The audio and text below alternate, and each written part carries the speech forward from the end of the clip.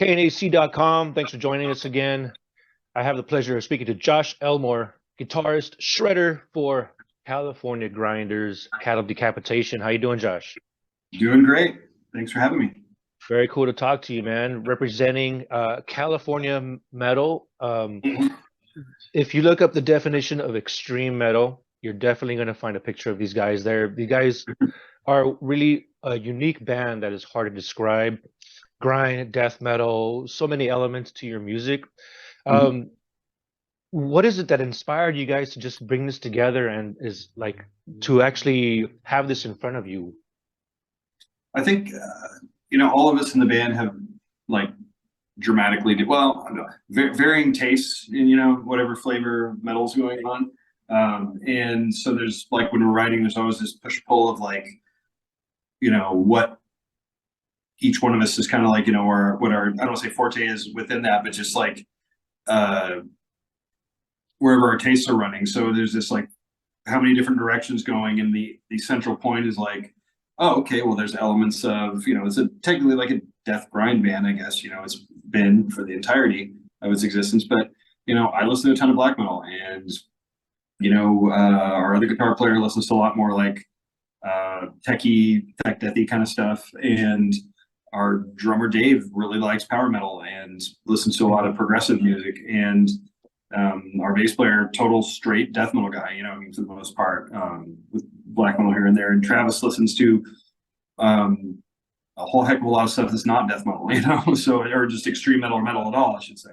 So there's just, as well as all of us have tons of tastes that are not metal related at all. So it's like, we're not trying to put everything into a blender and, come up with stuff, but it's like, you see things peeking out and we try to, blend it in a way that's like, it doesn't seem forced. And it's just, it sort of gives each person that sort of outlet with the music they actually listen to and like to play, but within this framework of like, here's what Cattle is a separate thing from any one of us, and then here's everything we put into it, and then what comes out is this kind of like, blackened, death grindy, progressive, ambient, whatever it is, like all of the above. All of the above, pretty much. Yeah, and then definitely extreme metal. Like you guys have been going strong for what, over 20 years, right? It's the band's been around since '96, so 26 years, which is we're all getting old. No, but you got like fine wine, you guys get better with age. It I hope seemed so. to like, yeah, I think so. We're also here talking about Terasite. Their new album due out through Metal Blade Records. This is going to be your 10th album, right? Yes. And Terasite, it seems to be like a part 2 of Death Atlas, maybe? To a certain extent, I think like conceptually, like Death Atlas kind of painted us into a corner, because that was like, okay, here's the end times kind of thing. How do we continue after that with the theme and concept and stuff? So Travis worked his magic on kind of, sort of coming up with the sort of concept of this type of creature that's like on the cover. Yeah. And we were just, right there. And we were able to kind of, be able to move on. Like musically, I think it's just kind of like what we always try to do. There's like try to refine elements that were like, you see, like with each, like here's a record, and then the next one really kind of fully realizes the things you hear start to creep in the previous one. Whereas like with Death Atlas, there was a little more sort of atmospheric guitar stuff going on. With Terasite, there's a lot more of that. And Terasite actually, I think in comparison to Death Atlas was mostly like, there were some slower, more open, expansive parts, but it's still really heavy on just speed. Whereas, there's fast stuff on Terasite too, but there's a lot more groove and like conventional heaviness, I think, on this record, a little more space for Travis to kind of stretch his vocals, and for me to lay down like a lot more sort of textural guitar on a lot of the songs. So it is kind of like maybe here's Death Atlas put out certain, hints at what we're getting at, and then Terasite's like, oh, here's the fully realized version of what they were getting at in that. So I don't know next record, who the heck knows? I don't know where that's going. I don't know. So I we'll guess it's see. a real challenge for yourself. Like it's like you just continue to excel and excel and excel, and while other bands kind of just fall by the wayside and kind of level out, you guys just kind You of know, push that you just keep raising the roof every record. yeah, we didn't want to like, okay, whatever we or whomever, considered, okay, here was our best record, whatever that was or is. We didn't want to just try to redo that how many times or just like live up to that or whatever fans of that were. It's just like, well, I mean, your next record should be your best record, for any band. There's no guarantee of that, of course, but like, we're always going to keep like looking at it as if, well, the. Next record's going to be the best one. Mhm. So I don't know. We don't like we've to me it's just like if you're not going to like try to do that and not coast, it's just like why even do it? If you're just going to Yeah, kind of no, true. just shuffle around stuff you've already done. I mean, of course, it's like bands have styles. You're not we're not going to reinvent ourselves every time, but it like if I think too many bands just go on autopilot and just kind of like, oh, Yeah, here's this one thing to click. Let's just keep trying to do that, or let's just play that record over and over. Plus, and then just put out an album as an excuse to tour, and then maybe play one or two yeah, songs off that, but then play this classic or this classic quote unquote album. It's like we want to just keep creating future things that people want to hear. I mean, we probably do it a little too heavily where like, well, we have a new record out, let's play 85% of the new set or the set is that record, and then we'll do maybe one or two other songs.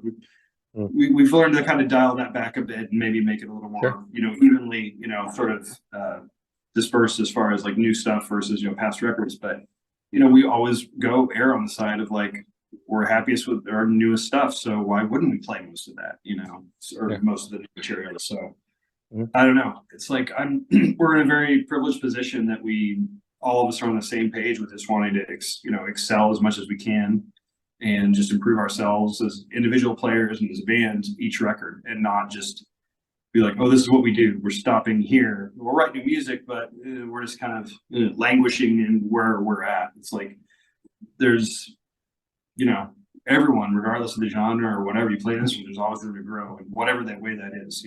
It's composition and technical stuff or just, tones, techniques, whatever. There's always room to get better and to just keep immersing yourself in that world and just growing within that. Totally, totally. I agree. Like it's important to like keep growing as a musician, and Mhm. but at the same time, I think you have to be honest with yourself and stay true to yourself. Do what you Yeah, enjoy. Don't just try and cater exactly. and make people happy. At least to a degree. Exactly. Yeah, Mhm. because I know with Cattle Decap fans, like you guys always satisfy us. We keep Yeah, getting blown with every record. We're like, fuck.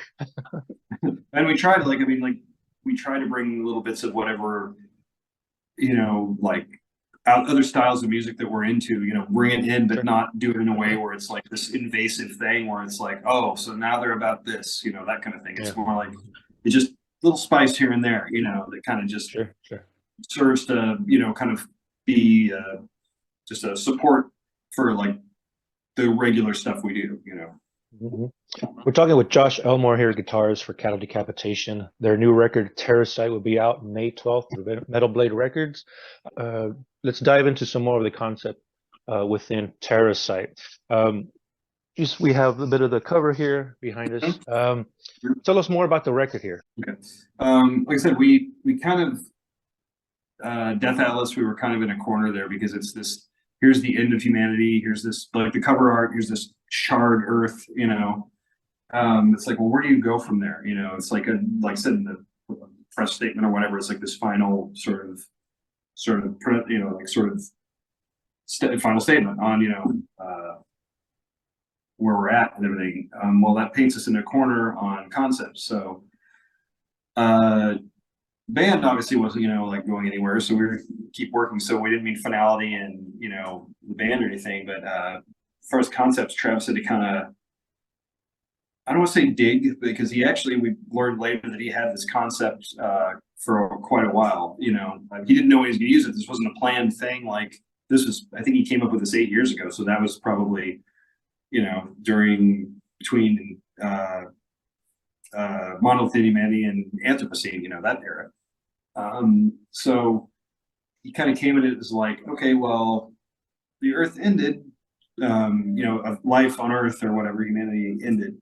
But it's almost like with the dinosaurs, when like there's a meteorite hit, it's like, yeah, pretty much made them go extinct, but certain forms of life, were able to survive, like the cover of Terasite, you see little grass peeking up and everything, where it's like, okay, here's this rebirth. Well, what's something that, whether it's the sort of myth that this is actually the case, but what can survive most things? Well, cockroaches survive anything. There's that whole saying, like, oh, they'll survive a nuclear, war or whatever. But, obviously that's not completely true, but it's more just like, we'll just run with that. Okay, well, you have this sort of, the result of this is this new evolved life form of a cockroach human hybrid that you see on the cover there, where it's this, this earth eater kind of thing, where it's like it literally has this sort of hardiness and tenacity of a cockroach. You can't kill it; it just kind of survives no matter what. And then you have these sort of, the more they sort of, bad into humanity with this sort of like selfishness and sort of self-interest and just consume. So you have these two things put together to where there's this creature that is literally just going to do nothing but consume and devour everything in its path. And you have, like, obviously, as you can see on the cover, with the gatefold, there's like multiple creatures coming out, so you're going to have a whole population of things just further devouring, the earth. So where he goes after this, no idea. But stay tuned. We'll find out here in a couple of years or so, 2.5 years or whatever the next record comes out. So but yeah, that's kind of the concept behind it, and like I said, lyrically, the first half of the record is very supportive of that. Those talks, he refers to the cover, just like, or the cover supports his lyrics on that. But then the last half is a lot more personal, of the record. There's because of Gabe Serbian passing away right at the tail end of writing Terasite, that definitely had an effect on his lyrical themes.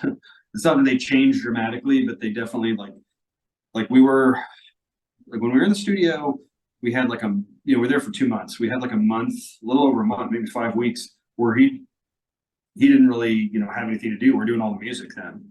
So, he could finish up ideas and really tie together his lyrics. And, he just had this fresh influence of a very good friend of the band passing away. And then Trevor Stern had passed away while we were in the studio. And he'd been a supporter of our band for, 2 decades at that point. Oh. So my condolences.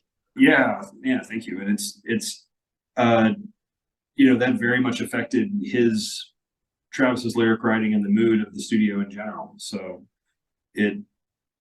that was just really, it's not like there was a power over everything the entire time or anything, but it just really, it gave everyone a lot of perspective, and it was like a sort of a time to reflect. And I know that affected Travis greatly. And so he, wrote lyrics accordingly for the second half of the record. So yeah, the Terasite is it's basically 2 different things. You have this cover, or these lyrics that kind of refer to the cover and vice versa. And then you have a lot of very personal sort of statement. I don't want to say statements, but just subject matter. It goes beyond the cover concept. Yeah, deep stuff, man. And through tragedy comes what would be the word? Rebirth, I guess, in some sense. Yeah, and hopefully, him, what art, or whether it's musical art or whatever just where musicians were kind of terrible at expressing our feelings in a conventional way. So it's like you have this outlet where you can, if it's lyrics or the actual music or whatever, that's your release valve, and hopefully sort of even this. Very good point, man. Very good point, man. Art is there to save us all, and this is our remedy, our medication, and we kind of try and pass it on to other, people. And it's interesting. Let's go back to Death Atlas. It came at a very interesting time. I don't think you guys, nobody really saw what was going to happen the following year. You released this phenomenal album that was pretty much became the soundtrack to what was going on, what would happen in 2020, and then I guess 2021. When you look back and look at the last couple of years and you release this record, what was your mindset? What was Cattle Decap's mindset? What was going on? after the release of Death Atlas.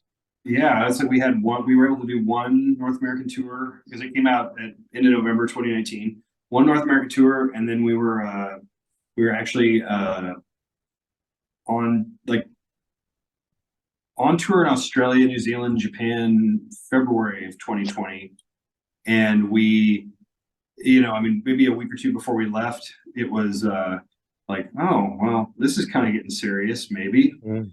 Well, could we still go? And everyone's like, yeah, it's fine. Everything, yeah, what's what? Yeah, come on over. You got a tour booked. Okay. So we were over there. And of course we were keeping eyes on the news and everything.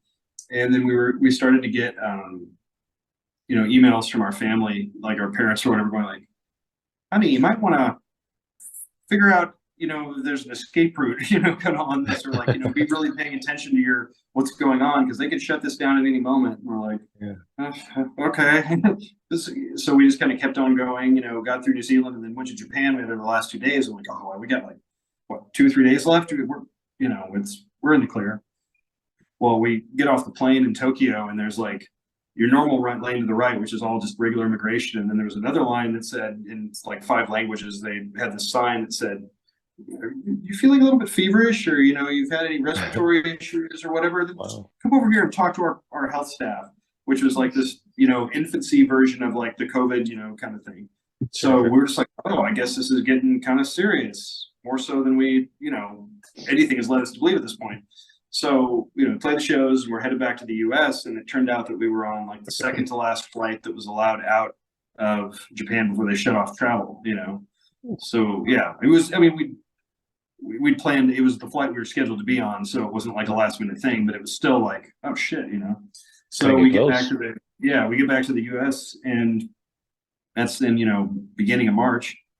And it was like, well, now what? Like we were thinking like, oh, July, August, we'll be back at it, we'll be fine. And then of course we're sitting there in June going, yeah, this isn't happening anytime soon, so everyone's kind of reassessing, like, what the heck are we going to do? Is anyone still going to have a band? Is anyone going to be able to tour ever? So we're like, well, okay, Death Atlas came out end of November 2019. We were going to start maybe toying with writing again, and usually we have the album comes out, you tour for like 1.5 to 2 years, then you go back home for like 6 to 8 months, try to write something, and then you go from there. Well, this was like, we only had one US tour and then this 2.5 week run. That was it.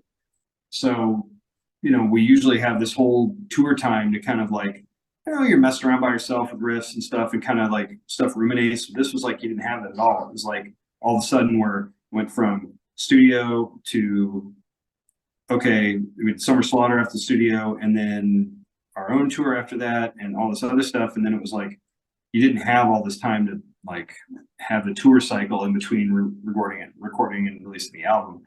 So there was a little apprehension whether it was like, well, how much of that tour cycle, that being on the road and doing all this stuff in between records, how much of that is reflected in the writing, or like the eventual writing and the music. But at this point, well, we weren't touring anytime soon, so what the heck else do we have to do, So we kind of very casually started it at first, and then picked up more of a heavy pace. And then, yeah, I mean, we ended up getting in the studio beginning of May 2022. So I don't know, we took probably, like I said, the first 6 months was pretty casual in the writing way, But then once it hit 2021, we really kind of hit full steam ahead. And, we had, I was commuting we're doing most of the writing this time, kind of coming from Europe back to the US. Yeah. And once a month we get together for 3 or 4 days and just hammer it out. And then everyone returns to their places they live and kind of does their own homework, and then back into the writing room and everything like that. So it was a process and a lot of commuting and airfare, but yeah. Versus just sitting at home, uploading it. Here's a link, check it out. Like it's more personable when you're like in a room together, and you're the camaraderie, right? It's absolutely. We're not. Yeah, some stuff we send back and forth, like, oh, here I came up with this riff. What do you think? Or here I got these 3 parts. Do you think these go together, or whatever? yeah, we'll send that stuff back and forth to each other. But as far as the actual writing, like putting songs together, that's all done in person, you know? Sure. Good. So I think it's like the way it's not as efficient as it could be because, you know, it requires many, you know, logistical obstacles to get over. But that's kind of just how we function, you know, and it's like that's in person going through our stuff is like where the best material comes out. So Mhm. I don't know. It's this like especially now it's like everyone, you know, like Dave flies in, I fly in, you know, if Ollie can get in, he flies, you know, so it's all these people coming from the parts of the country or different continent to come right for a few days Right. and then go home. So I don't know. We'll see how, you know, it worked on this record and, you know, it's got to work on the next record, but, Sure. you know, Right. we'll see how that develops or maybe potentially evolves over time. We might be a little more relying on computers a little more as far as like sending more material to each other, you know, in advance, maybe in the Well, future. whatever the formula is that you guys are using right now, like, you know, stick with what works because it's just I had a chance to hear the record. It's phenomenal, of course. And Oh, like thank you. the sound is so crisp and clean and you hear every little detail. It's just my head exploded, I swear. Oh, thank you. Yeah, Dave Otero does a fantastic Dave job. Otero. Yeah. He really harnesses what we're trying to do and gets like it's like clean and clear and tight, but not like artificial sounding, you know. So Right, it's right. kind of what we So it has like a want. You know? good like raw sound, not overproduced or anything. Dave Otero, man, he has a great resume of work, and it's great that Oh, you guys work absolutely. with. Mhm. Real cool. We're talking And Terasite. We're talking Terasite here with Josh Elmore, guitarist for Cattle Decapitation. The new album will be out May 12th through Metal Blade Records. You guys will also be hitting the road soon for the Decibel magazine tour with Dark Funeral. And the album will be coming out while you guys are on the road, right? yep, May 12th. Yep. Yeah, so a lot of the fans won't have had a chance to listen to the new material until like, you know, a few dates into the tour. And Yeah. I suspect fans of the early shows will be able to get their hands on the record. Yeah. Well, I mean, I'm assuming because yeah, it comes out the second day, so yeah, we'll be selling it the first day, and they can buy it and you know throw it up online, whatever people do anymore. You know, Yeah, all yeah. that. I mean, we'll have by that We'll time like touch on that subject. yeah, there'll be three singles out by then. So I mean, there's already Mhm. you know, we had Read Our Young and Scourge the Offspring, and then we have a third one Yeah. coming out here in a couple weeks or so. So it's like, you know, there's a little more than the normal taste we put out there. And then you know, it's like that stuff always here's your release date. It always trickles out here and there a little bit before. So Right, it's just right. the way it happens. So people will be, you know, whether they fully digested any of the stuff that's you know, that comes out by then. I don't know, but they'll definitely get a chance to buy the record and hear more of the songs live. Right. Any chance you'll have some of the cover artwork like in a big poster format? Because that would be Oh, that would, poster wise, I don't like we see little sort of uh, ideas of what Travis is going to have for like he's very involved in the merch in the band. I mean, there's got to be something I poster hope wise. I so. mean, that begs for a poster. You know, I Yeah, know yeah. there's certain things like a certain thing. It's not the cover necessarily, but there's one thing it is. I know definitely there's one poster it's related to the cover. It's kind of a different version of that, but Mhm. you know that's coming out. But I can't help but think there's going to be like this is a poster with that image on it, you know, or Cool. something beyond just a regular like merch, like a t-shirt or a hoodie or something like that, you know. Yeah, yeah. I'm big on artwork, and this is amazing stuff. And I think you guys should get in touch with Todd McFarlane and get like a figure going for this because this is I, pretty cool.